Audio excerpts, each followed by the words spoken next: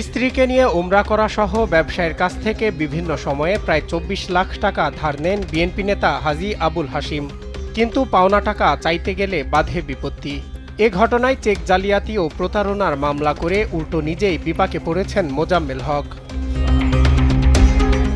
২০২৪ সালে ময়মনসিংহের মুক্তাগাছার ভাঙ্গারি ব্যবসায়ী মোজাম্মেলের কাছে উমরা পালনে ৫,৫৬,০০০ টাকা ধার নিয়ে সৌদি যান দুল্লা ইউনিয়ন বিএনপির আহ্বায়ক হাজী আবুল হাশিম ও তার স্ত্রী নুরুন নাহার মুন্নি।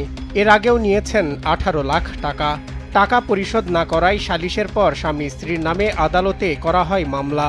এ ঘটনায় উল্টা মামলা এবং প্রাণনাশের হুমকিতে রয়েছেন মোজাম্মেল হক।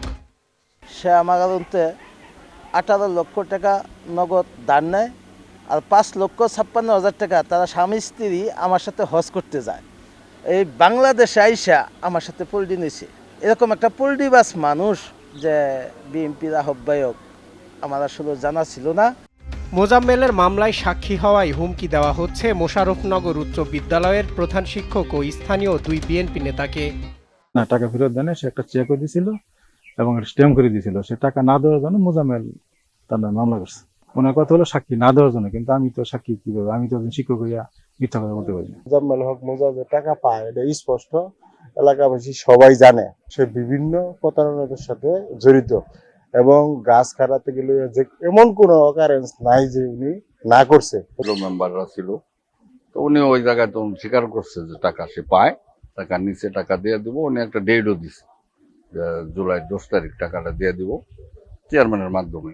তো পরে 10 তারিখে চেয়ারম্যান সব বললো যে হাসিম টাকা দাও। কেউ বললো যে না, টাকা আর আমি এভাবে দিব না, টাকা নিলে ওনার কোর্টের মাধ্যমে নিত। তবে অভিযুক্ত আবুল হাশিম জানিয়েছেন ঘটনাটি উপজেলা বিএনপির নেতৃবৃন্দ সমাধান করে দিয়েছেন। আর বিএনপির এই নেতা বলছেন হাশিম রাজনৈতিক প্রতিপক্ষ হওয়ায় টাকা তুলতে ব্যবস্থা নিতে পারছেন না তিনি। ওটা তো ঝামেলা অনেক দিনের, ওটা যে প্লে মোবাইলে আমরা বসে ওটা ফয়সালা হয়েছে, যাই ফয়সালা হোক, ফয়সালা তো ফয়সালা। এটা আপনি একটু ডাকছে নাকি? ওইটা লেউ ভাইয়ের সঙ্গে কথা বলে লেউ ভাই এটা ফয়সালা করছে।